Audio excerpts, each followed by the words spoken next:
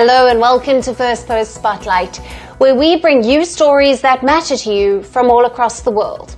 From breaking news to the day's biggest controversies, we shed light on issues that shape our world. I'm Alison Lagrange, live from Durban, South Africa. Let's begin with the top headlines. The next round of indirect talks between the United States and Iran over Tehran's nuclear program will be held in Rome. Sources say that the talks will take place on the 19th of April. China plays down the risk of damage to its exports from Donald Trump's tariffs, with an official saying that the sky won't fall as stock markets rose on Monday amid signs of a retreat on electronics restrictions. EU foreign ministers meet in Luxembourg today to discuss the key challenges facing the bloc in foreign affairs, with Ukraine top of the agenda. This comes after Russia's attack on Sumy last week, which killed at least 34 and injured more than 100 others. Hamas says it is prepared to release all Israeli hostages in exchange for a serious prisoner swap and guarantees that Israel will end the war in Gaza. Hamas is engaged in negotiations in Cairo with mediators from Egypt and Qatar. And hundreds of people suspected of witchcraft in Ghana, especially older women, face rampant human rights abuses, including murder, as per a report by Amnesty International.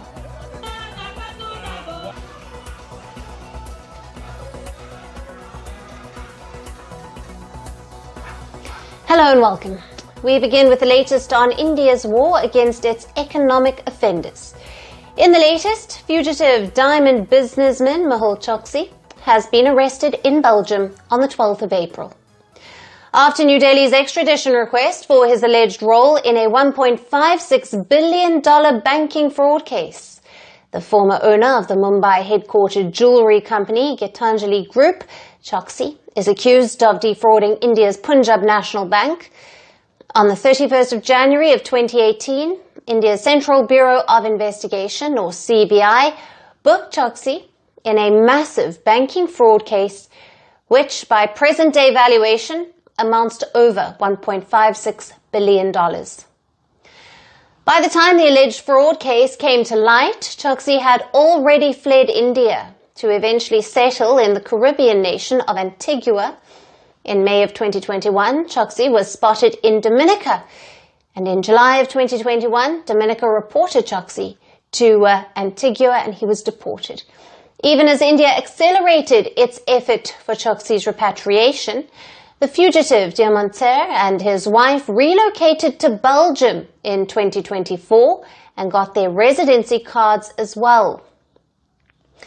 Over the weekend, Choksi was finally arrested by the Belgian authorities.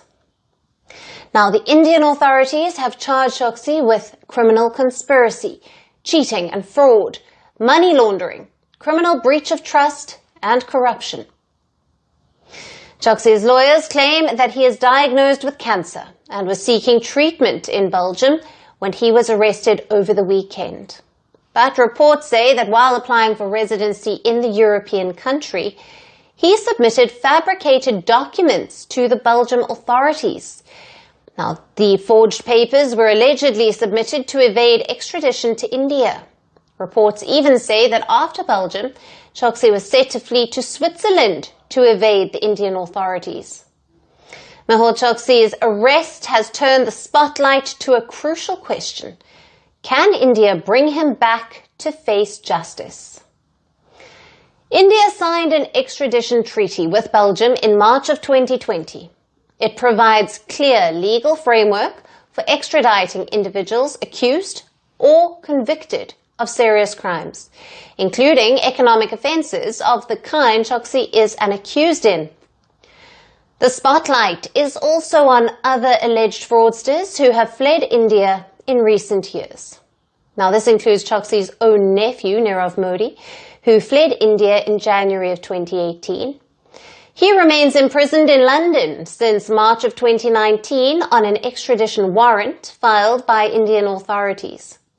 Nirav Modi is also a prime accused in the same banking fraud case that his uncle Mehul Choksi has been charged for. Next on the list is the former Indian liquor baron Vijay Mallya, who is accused of defaulting on a $1.04 billion in loans and then fleeing to the UK in 2016. His extradition is also pending in the UK. And finally, there is businessman Lalit Modi.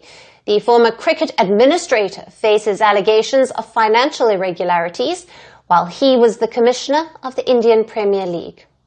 He left India in 2010 and remains in London, evading multiple summons from Indian agencies. India's relentless pursuit of economic offenders is finally beginning to bear fruit. Mehul Choksi's arrest marks a significant step forward and sends a clear message to other economic offenders fleeing Indian law. Now for more on this, we have with us Karnal Singh. He is the former Director of Enforcement Directorate, joining us live from New Delhi. Mr. Singh, welcome to the broadcast.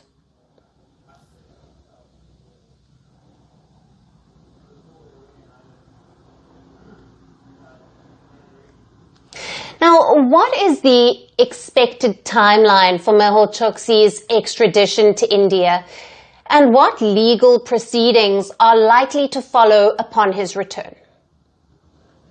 It is very difficult to say the timeline at the moment. See, in the extradition, there are two processes. One is a bureaucratic process, or you can say political process, and the second is the judicial process. Now, because the Belgium government has decided to arrest him and also move forward for the judicial process, that means the political process has taken place already. Now, judicial process depends upon the speed of judicial system there. It may take 2 months, it may take more than that time. There will be arguments from the lawyers of Mehul Choksi also. Indian agencies will also produce the evidences, and let's see how much time it takes place. Once he comes to India, both the Central Bureau of Investigation and the Enforcement Directorate have filed the charge sheet and prosecution complaint before the court, competent court. Then the process will start of the trial, where the cognizance will be taken, charges will be framed, evidences will be produced in the court, and decision will be taken.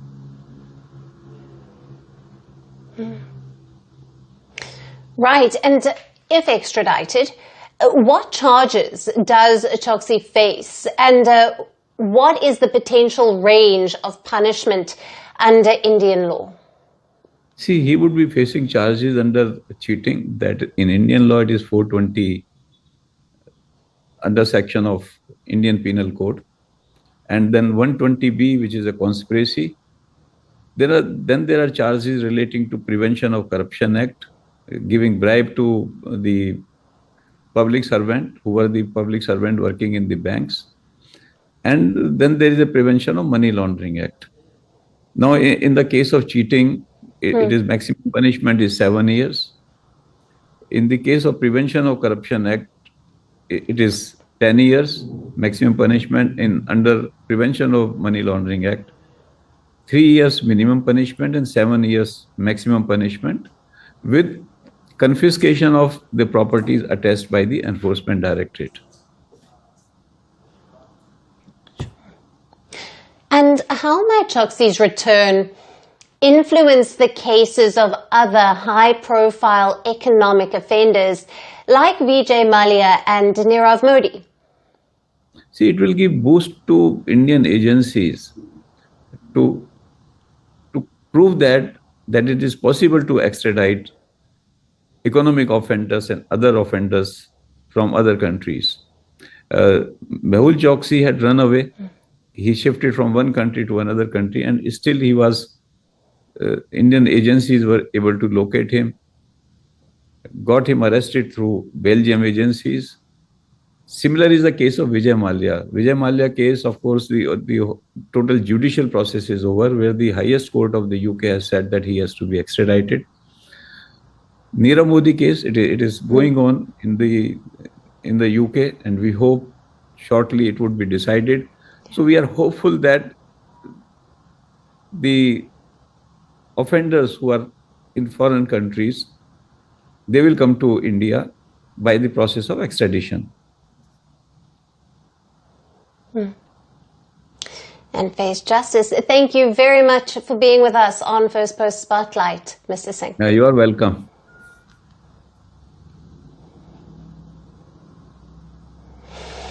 And moving on to the United States' ongoing offensive in Yemen. The US has launched fresh strikes targeting Yemen's capital, Sanaa. The latest strikes have reportedly killed 7 people and have wounded dozens more. 2 separate US raids also targeted the al-Yatmah area in Khab and the al-Sha'af district located in the al-Jawf governorate in northern Yemen. Now, the latest raids come as a part of a series of near-daily US strikes in the Houthi-held areas of Yemen. Washington initiated this air campaign against Houthis on the 15th of March, stating its aim is to deter the rebel group from threatening vessels in key maritime routes. Reports indicate that these strikes have resulted in dozens of deaths in Yemen, with civilians, families and military personnel among the casualties. The US strikes have also triggered large-scale protests across Yemen's capital of Sanaa. On Sunday evening, the Houthis claimed to have shot down a US MQ-9 drone over Hajj governorate by a locally made surface-to-air missile. Washington has not yet commented on this claim. As the US ramps up its attacks on Houthis, the Yemen-based group continues to attack Israel with missiles. On Sunday, the Iran-backed Houthis said in a statement that it had fired 2 ballistic missiles towards a military base in the Israeli port city of Ashdod and Ben Gurion International Airport near Tel Aviv. Now, sirens were reported in Jerusalem around 6:16 p.m. local time. The Israeli military has stated that it successfully intercepted the incoming missile from Yemen. The military had initially said that 2 missiles were believed to have been launched from Yemen, but shortly afterwards said that only 1 had been fired. The Houthis have expressed support for the Gaza ceasefire agreement between Israel and Hamas and have repeatedly stated that they would cease their military operations if such a truce were to take effect. But looking at the current situation, the war in Gaza seems far from over, and a ceasefire between Israel and Hamas seems nothing but elusive. The Houthi group began targeting ships in the Red Sea and the Gulf of Aden, as well as Israeli territory, following the outbreak of the Gaza war in October of 2023. While there was a brief pause in these attacks during a January ceasefire, the Houthis resumed their operations after Israel ended that truce, cut off all supplies to Gaza, and resumed its offensive in the enclave on the 18th of March. Since then, the Houthis have launched attacks targeting US military ships and Israel in solidarity with Palestinians. As the US ramps up attacks on the Iran-backed Houthis in Yemen, tensions in the region remain high. It remains to be seen if there will be a thaw or will the conflict escalate further. And shifting focus to North Korea now, where its largest and most advanced warship is in the making and is set to give a major boost to the country's naval fleet. Satellite images show that this ship could be more than double the size of any current vessel that is already inducted in leader Kim Jong-un's naval fleet. Images captured by independent satellite providers on the 6th of April showed that the ship was under construction in the water at the Nampo shipyard on the country's west coast. It is also 60 kilometers southwest of the capital, Pyongyang. Analysts say that the pictures show the construction of weapons and other internal systems of the ship, which is likely a guided missile frigate designed to carry missiles in vertical launch tubes for use against targets on land and at sea.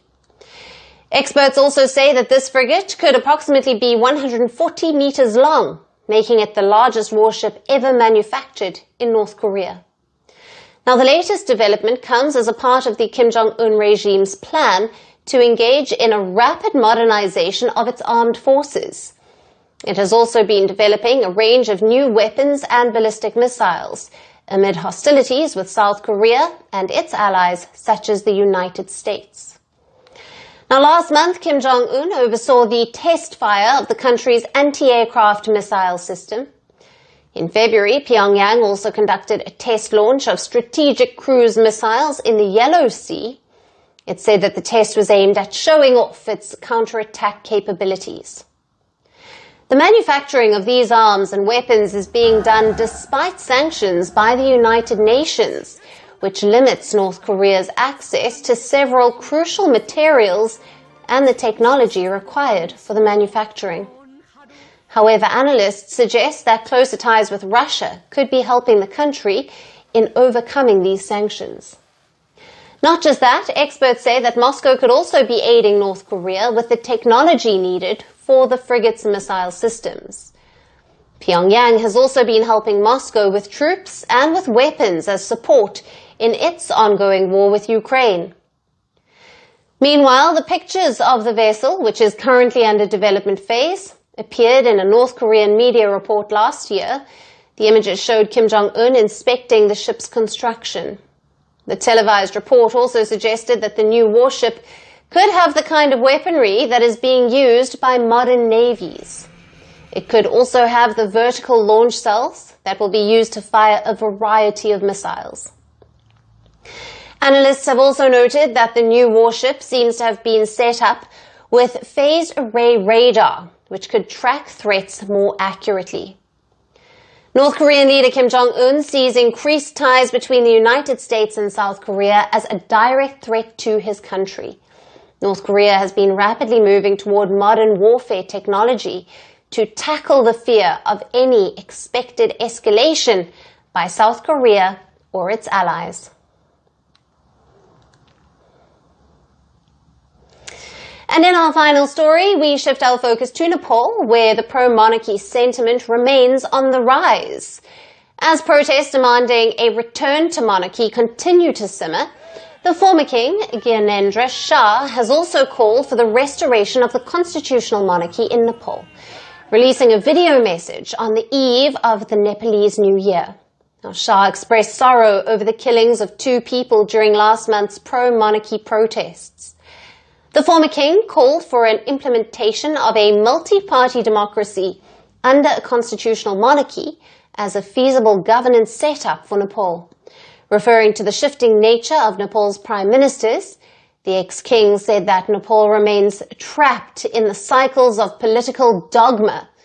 The former king also called for unity among the Nepalese people and said that the country's people must not be divided by ideology or identity. Since the 18th of February, Nepal has seen several episodes of pro-monarchy protests where people have rallied for the former King Gyanendra's return to the country's corridors of power. On the 28th of March, these protests particularly turned violent in the capital of Kathmandu, leading to the killings of 2 people, with several injured amid reports of widespread arson. Now, members of Prime Minister KP Sharma Oli's ruling coalition accuse the former king of masterminding these protests. They also seek to hold him responsible for the loss of lives during the protests. The former king, Gyanendra, was crowned monarch in 2002 after his brother and family were killed in 2001 royal massacre. He ruled as the constitutional head of state until 2005. In 2005, he seized absolute power, and with that, he disbanded the parliament, jailed politicians and journalists, declared a state of emergency. And in 2006, massive street protests forced Gyanendra to give up his authoritarian rule. 2 years later, in 2008, the parliament voted to abolish the monarchy, as Gyanendra was forced to leave the royal palace to live the life of a commoner. Now, King Gyanendra's fall was widely seen as another beginning of democratic revivalism in Nepal, where poverty, corruption, and underdevelopment remain key challenges. But over the years, Nepalese people have shown frustration against the lack of political stability in the country. The country has had 13 governments since the monarchy was abolished in 2008. Now, many blame the state of political instability for revived support for the monarchy in Nepal. Others asked if going back to the past is an answer to the current set of problems faced by Nepal. There is no other option but to come out and protest. Even after the country became a republic, nothing changed. There has been no development in the country. Corruption is rife. There is no peace and no job opportunities. Current mobilization, pro-monarchy mobilization, is based on popular frustrations and expectations. My question is, where there is no dissatisfaction, do people wanted to move back to the situation where they have come from? The current Nepalese constitution, implemented since 2015, does not specify any governance role for the monarch. Now, the former king Gyanendra's call, a constitutional monarchy, is set to intensify the debate on the monarchy's role in modern-day Nepal. Is Nepal's hard-won democratic future going for a toss? And that's all we have on the show for today. We will see you again tomorrow at the same time. Thank you for watching. Stay tuned to Firstpost. From breaking news to the day's biggest controversies, shedding light on the world's top headlines, detailed analysis on the stories that matter the most to you. Catch it all on Spotlight at 6 p.m. India time and 12:30 GMT, only on Firstpost.